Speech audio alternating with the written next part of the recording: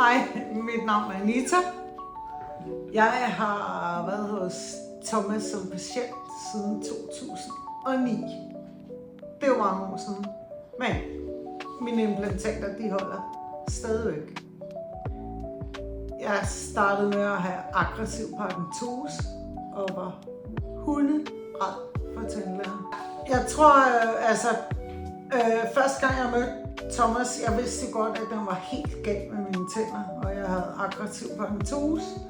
Og min danske tandlæge havde spurgt, hvad jeg kunne gøre ved det, og hvad tandlægen kunne gøre ved det. Og hun sagde til mig, at hun kunne ikke gøre noget.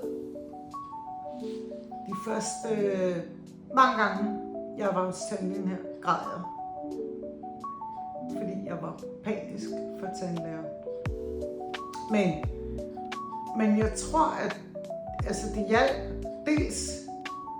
Det første, der hjælp, det er, når man kommer ind, at man bliver mødt af en sød og smilende sekretær, der tager venligt imod en.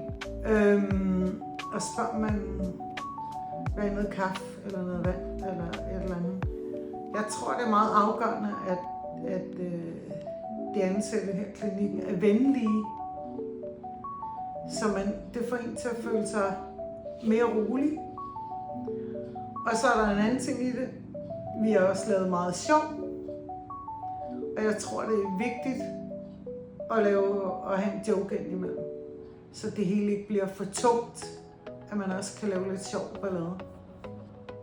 Thomas forsikrede mig om, at behandlingen bare ville foregå stille og roligt.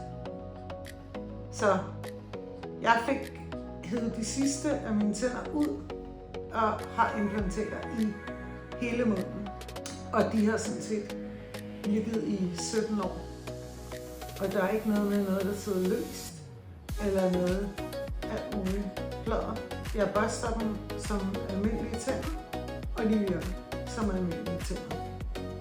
Så jeg har absolut ikke et sekund fortrudt, at jeg har fået implantater.